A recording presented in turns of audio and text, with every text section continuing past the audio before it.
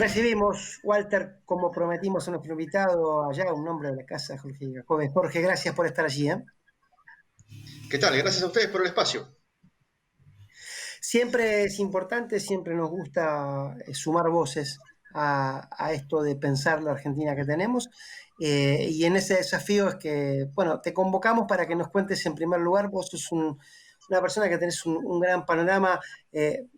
Corre por mi cuenta, lo sumo igual a Walter, creo que pensamos lo mismo, nos gusta porque no sos un extremo, digamos, no es que siempre sos un tipo bastante mesurado y creo que todos coincidimos los tres también en que estos son tiempos de la mesura, ¿no? Es que necesitamos antes que nada mesura.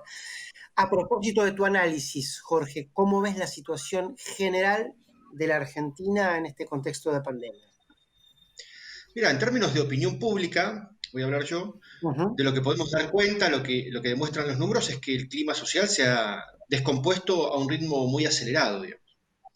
Todo es muy acelerado, hacia arriba y hacia abajo. Esto habla de que los argentinos están en un momento de emocionalidad muy importante, muy, muy importante. Si lo quisiéramos retratar por una variable que a mi criterio es absolutamente sintomática de cómo fue y vino este clima social, tenemos que contar entonces cómo evolucionó la imagen positiva y negativa de Alberto Fernández. Y la historia es más o menos así. Allá por finales de marzo, cuando Alberto Fernández implementó la cuarentena y suspendió las clases, se puso en el lugar del padre protector y se pudo conectar empáticamente con esa sociedad que tenía una sola necesidad, que era la necesidad de salud. Entonces creció 30 puntos de imagen positiva en un santiamén. De 37 se fue a 68 puntos de imagen positiva. Una locura, un caso rarísimo. Nosotros en 30 años de Jacobi y Asociados habíamos visto una cosa así una sola vez. Es decir, no es común, no es común. Muy bien, y después empezaron las complicaciones y toda la curva fue a la baja. Y tuvo que ver, por un lado, con los errores del gobierno, los propios, la falta de timing, los temas irritantes, cuando Alberto se pelea con los empresarios, el sobreprecio en la compra de las cosas, los jubilados apelmazados en los bancos, la foto irritante con Moyano, la discusión por la liberación de los presos, Vicentín, la reforma judicial, todo eso es a la baja. Entonces son todos temas que fueron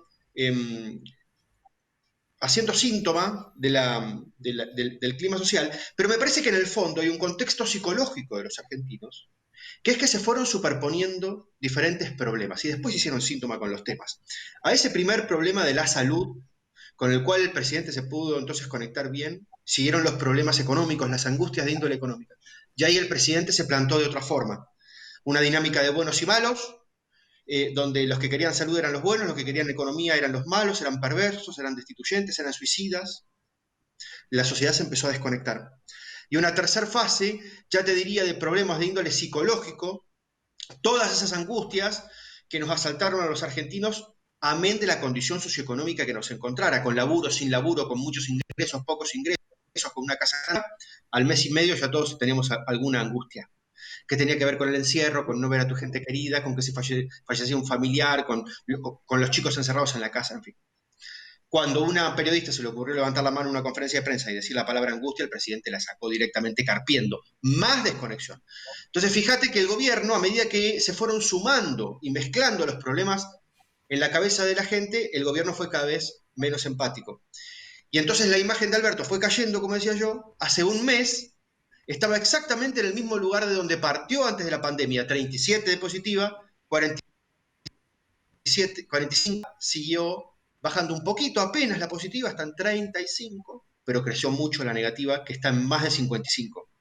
Entonces, Alberto tiene hoy más de 55 puntos de imagen negativa y le quedan 3 años por gobernar una Argentina que va a tener 20% más de pobre y un rosario de problemas de los cuales ustedes pueden dar más cuenta que yo, en términos económicos.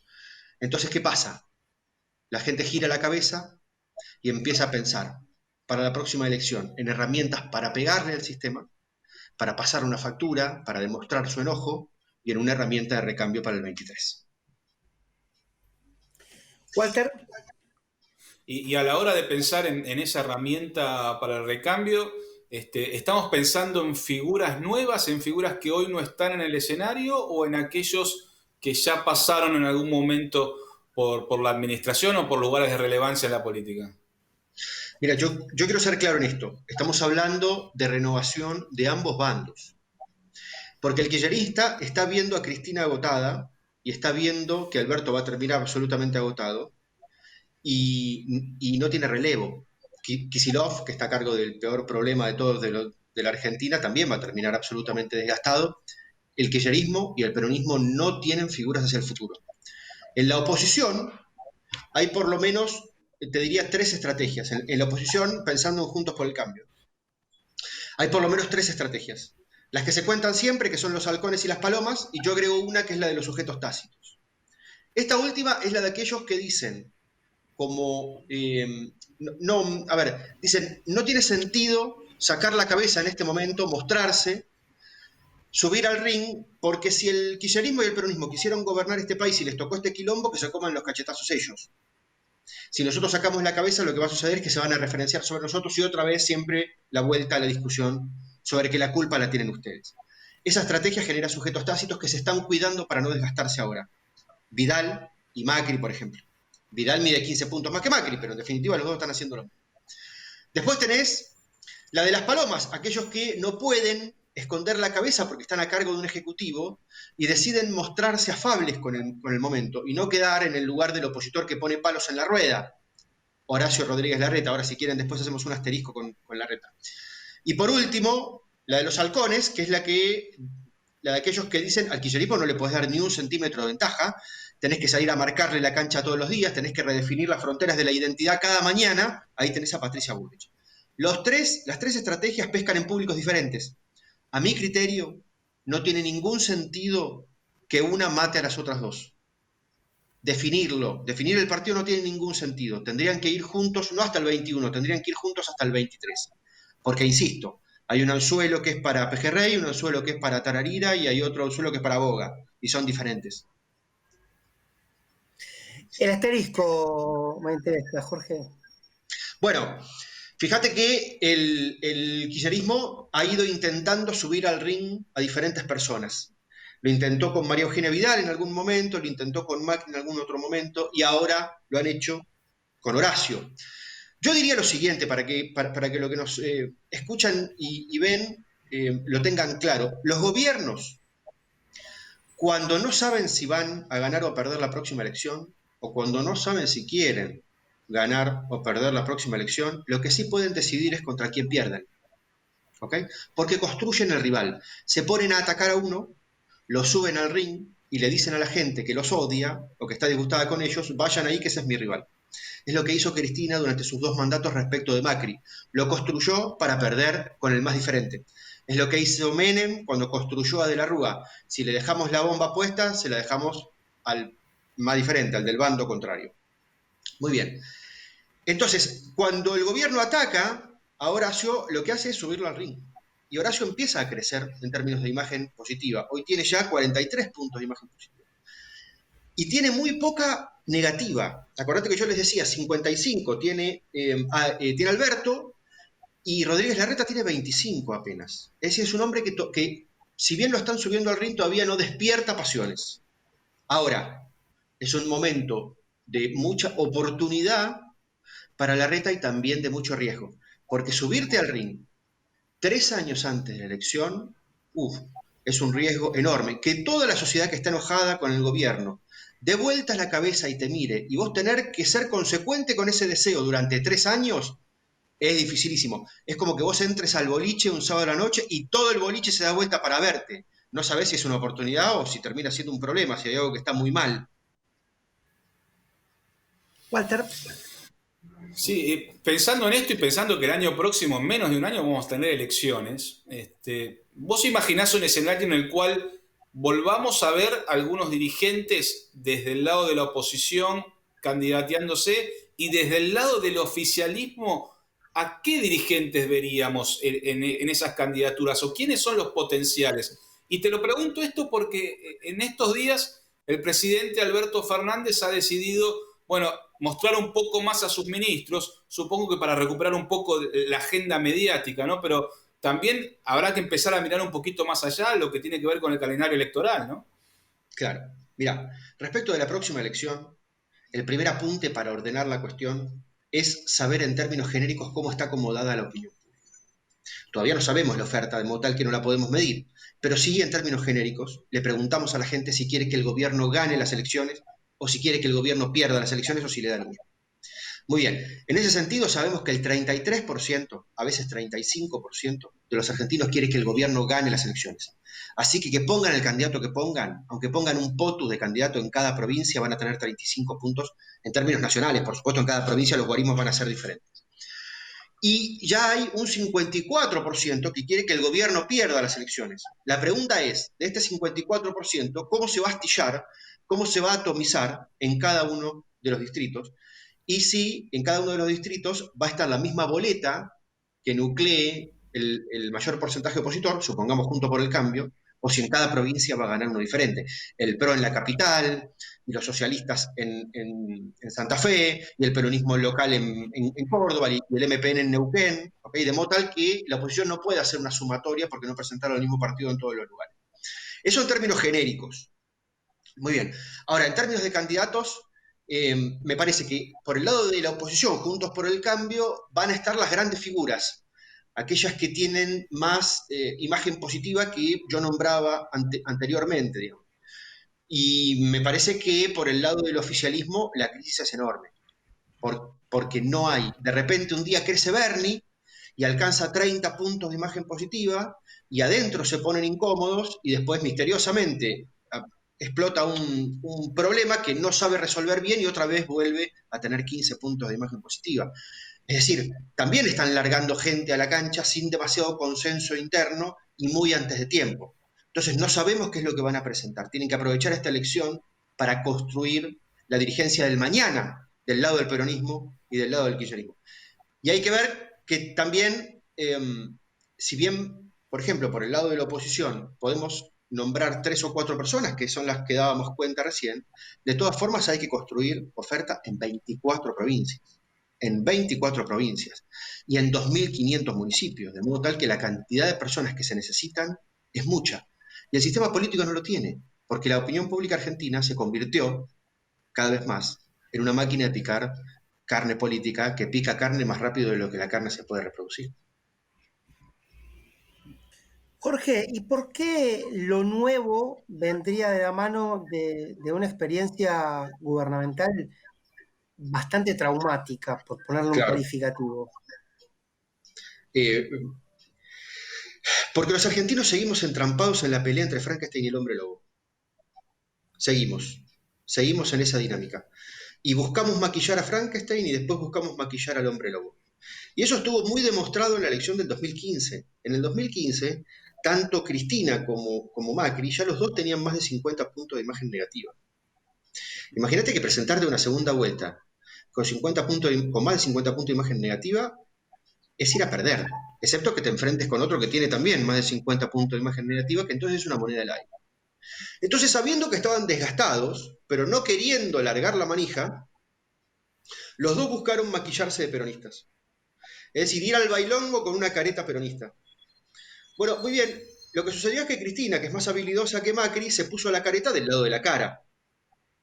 Y fue Alberto, ofreciendo la presidencia. Y Macri se la puso del lado de la nuca, ofreciendo la vicepresidencia a Pichetto.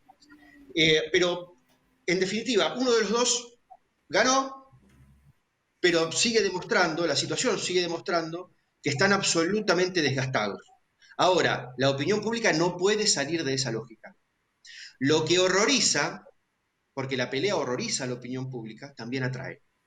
Y en términos psicológicos esto es bastante entendible. Lo que nos horroriza también nos atrae mucho.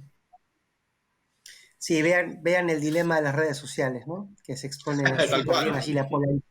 La polarización es un magnetismo dañino, pero como pasa con el colesterol y otras cosas, irresistible. O sea, sabemos que nos hace mal esa polarización, pero nos encanta. Es como el choque cuando estás en la ruta. Es antiético mirar. Y porque lo que está por afuera, digamos, lo que está por afuera del par de opuestos tampoco es nuevo. No es novedoso. Claro. Lo único novedoso que está sucediendo en la Argentina en términos de productos políticos son todas las expresiones que tienen que ver con los discursos de la libertad. Lo que pasa es que hay un nivel de vedetismo ahí y de atomización que es muy grande, porque hay liberales libertarios, hay liberales de un contenido exclusivamente económico, hay liberales peronistas, hay liberales nacionalistas, es decir, arrancan en la política pareciéndose a la izquierda, que entre las 120 facciones que tienen diferencia de 120 años se reparten 2,5 puntos.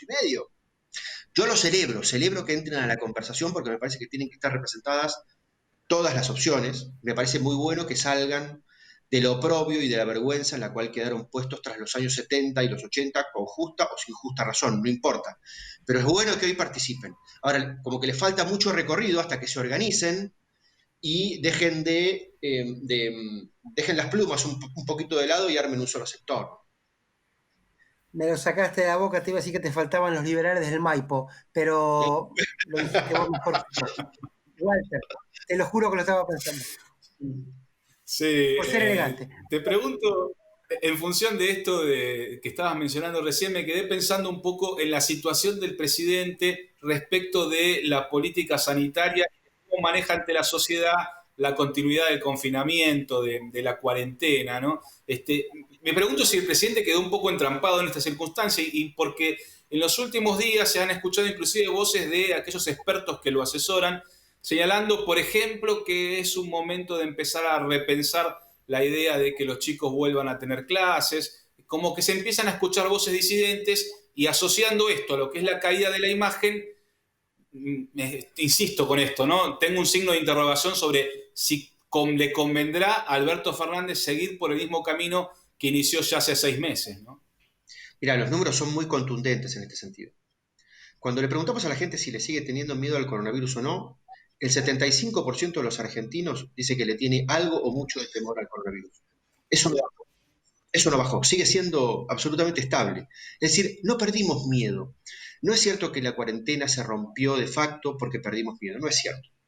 Ahora, cuando preguntamos si está de acuerdo con la extensión de la cuarentena o no, que en marzo era 85% a favor de extenderla, hoy es 35%. Bajó 50 puntos. Vos fijate, entonces, la imagen de Alberto bajó 32 puntos y la extensión de la cuarentena bajó 50 puntos. Es decir, algo grave está sucediendo. Algo con lo que los argentinos estábamos de acuerdo al principio, ya no estamos para nada de acuerdo.